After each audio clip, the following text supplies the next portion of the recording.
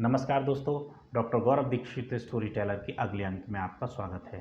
दोस्तों, आज की कहानी एक ऐसे क्रिमिनल पे है जिसका नाम हम बार बार नहीं लेंगे, लेकिन जी हाँ, एक ऐसी घटना, एक ऐसी ऐसे क्रिमिनल की कहानी जो वाकई विचलित कर देती है। एक कहावत है ना कि जो बोओगे वो पाओगे, जैसी करनी वैसी भरनी। ये कहावत दरअसल पूरी तरह से चरितार्थ होती है और सत्य साबित होती है इस तरह के क्रिमिनल के ऊपर। दोस्तों, ये बात है 2004 की और उन दिनों में मीडिया ने काफ़ी कवरेज दिया था। अभी कुछ दिन पहले मैंने एक नेटफ्लिक्स पे इस तरह की एक मूवी शूट हुई थी जो कि इसी क्रिमिनल के ऊपर आधारित थी, बेस्ड थी। तो वो जब मैंने देखा तो मैंने रिसर्च किया और तमाम फैक्ट्स को कलेक्ट किया और उन्हीं फैक्ट के बेस्ड पे ये मैं आपको कहानी आज सुना रहा हूँ। तो दोस्तों, 2004 में और तारीख थी इंडिपेंडेंस डे से जस्ट 2 दिन पहले की 13 अगस्त और वक्त था लगभग 12 बजे का। कोर्ट में दरअसल जो मुलजिम होता है वो प्रवेश करता है, पुलिस वाले उनके साथ होते हैं और डिस्ट्रिक्ट कोर्ट का रूम नंबर होता है 7। दरअसल इसके साथ तमाम सारी औरतें एक साथ उस कोर्ट में एंटर करती हैं और दिन दहाड़े जज साहब के सामने पुलिस वालों की मौजूदगी में इस क्रिमिनल की निर्मम हत्या कर दी जाती है।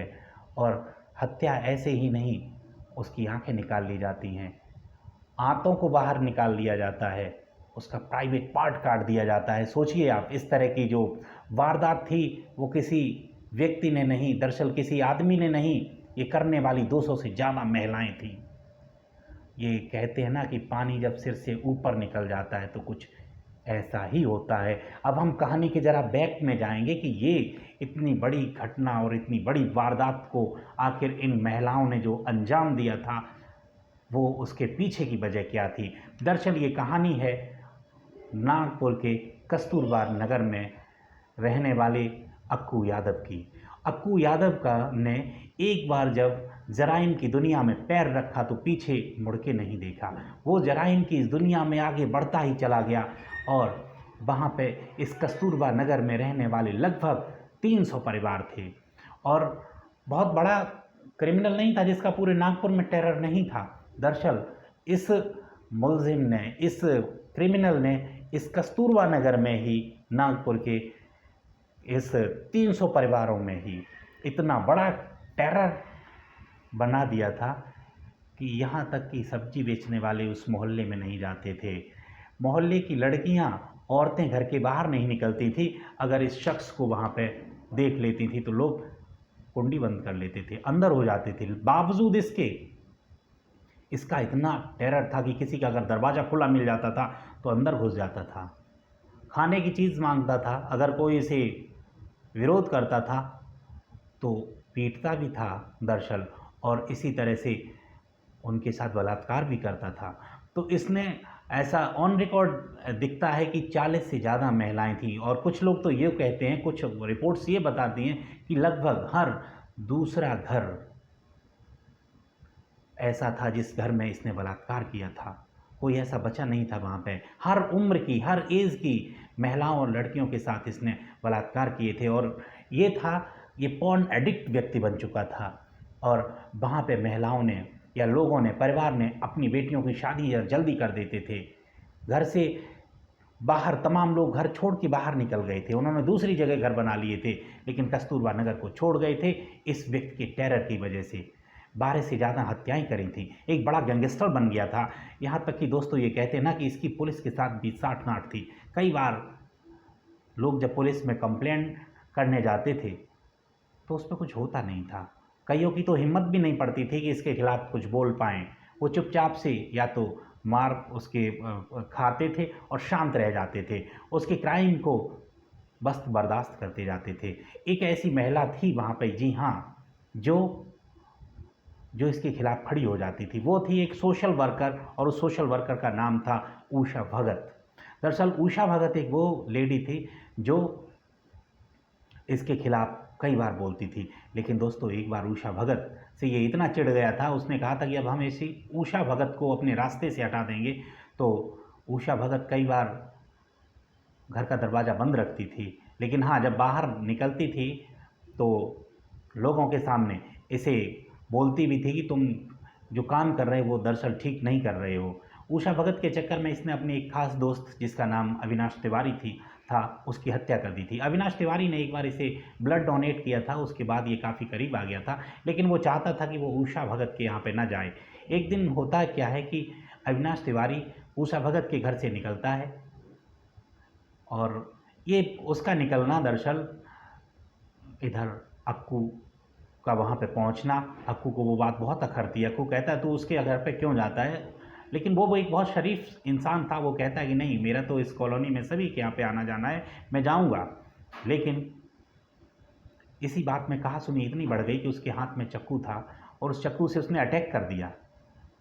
अविनाश तिवारी की उस चाकू के अटैक में डेथ हो जाती है।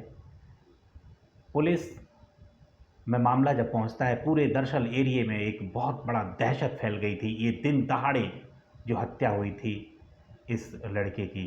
तो ये जब पुलिस में कंप्लेंट होती है और इसे अंदर जाता है सलाखों के पीछे, लोगों ने थोड़ी सी चैन की सांस ली कि, लेकिन हाँ, चैन की सांस इस वजह से नहीं ली कि वो उसकी हत्या हुई थी। चैन की सांस दरअसल इस वजह से ली कि कुछ दिन के लिए ही सही, लेकिन हाँ, ये अब अंदर चला गया है, लोग कॉलोनी में आराम से रहने लगे। लेकिन दरअसल 12 महीने भी नहीं रहता है और ये क्रिमिनल जेल से बाहर आ जाता है। बाहर आने के बाद इस पे क्राइम का नशा और बढ़ जाता है। उसके बाद उसका अगला जो निशाना थी तो वो वही सोशल वर्कर होती है। रात के वक्त लगभग 11 बजे सोशल वर्कर वहाँ के घर पे ये पहुँचता है, दरवाज़ा खटकाता है। दरवाजे को नॉक करने पे उनकी बेटी आती है, तो ये बोलता है कि मैं, उसके साथ इसके 2-3 आदमी और भी थे, तो ये कहता है कि नहीं बेटा दरवाज़ा खोलिए, मैं आपके पापा का एक फ्रेंड हूँ। तो वो दरवाज़ा खोल देती है बच्ची उनकी। अंदर उषा भगत होती हैं। उषा भगत अंदर से जब बाहर आती हैं तो ये उनको पकड़ लेता है, चाकू से अटैक कर देता है दरअसल इसने, और चाकू से अटैक करके उनकी डेड बॉडी को दरअसल वहीं पे उनकी लगभग डेथ जैसी स्थिति हो जाती है, ले जाता है उठा के बाहर, और बाहर ले जाके उनके बॉडी के कई टुकड़े करता है। उसकी हत्या महिला की इस तरह से करता है, कहते ना, उसके ब्रेस्ट को काट देता है, उसकी वजाइना को भी कट कर देता है। उसे कई मारने के बाद, उनके मरने के बाद भी कई बार और अटैक करता है, उनकी बहुत निर्मम हत्या कर देता है दोस्तों इस तरह से। और इस हत्या के बाद एक बार फिर से वो सलाखों के पीछे पहुंचता है, लेकिन 12 से 13 महीने के बाद फिर से छूट के बाहर आ जाता है, और ये बात होती है लगभग 97 की। तो बाहर आने के बाद इसका जब दोबारा आ जाता है 97 में बाहर, उसके बाद इसका क्राइम का ग्राफ और ज़्यादा बढ़ जाता है। लेकिन वो क्राइम दरअसल एक पर्टिकुलर एरिया में ही था, वो कस्तूरबा नगर था। तो दोस्तों अब वो किसी भी घर में कभी भी किसी भी वक्त घुस जाता था, और वहाँ पे घुसने के बाद वो वहाँ की महिलाओं के साथ, लड़कियों के साथ रेप करता था। लोग कुछ कर नहीं पा रहे थे, लोग अपने आप को असहाय महसूस कर रहे थे इस क्रिमिनल के सामने। पुलिस में क्योंकि पुलिस में जब कंप्लेंट करते थे तो पुलिस भी ये कहते थे ना, कई पुलिस वाले इसके मित्र थे, और इस वजह से उसके ऊपर कोई कार्रवाई नहीं होती थी। लेकिन एक केस में जब ये अंदर जाता है, उसके बाद अब धीमे धीमे 97, 98, और ये वक्त जो था अब 2004 का था, और इसका जो जन्म था वो 1972 में हुआ था। लगभग 32 वर्ष का तब तक हो चुका था जब 2004 में ये किसी केस में पेशी के लिए आता है। और पेशी में पुलिस वालों के साथ जब उस न्यायालय में डिस्ट्रिक्ट कोर्ट के रूम नंबर 7 में जब आता है, तो दरअसल ये महिलाओं ने एक साथ, पूरी कॉलोनी की महिलाओं ने एक, दरअसल कहते हैं ना कि एकता और संगठन में एक ताकत होती है, तो पूरे कॉलोनी में ये था कि आज इसे बेल मिल जाएगी, और बेल मिल जाएगी तो फिर ये फिर से उसी तरह का क्राइम करना शुरू कर देगा। तो क्यों ना हम इस एक ऐसे व्यक्ति, जो एक व्यक्ति नहीं है दरअसल हैवान है, और वो हैवान हमारी कॉलोनी में हमें सांस नहीं लेने देता है, हमें चैन से रहने नहीं दे रहा है हमारे ही घर में, हमें दिन में भी दरवाज़ा बंद रखना पड़ता है।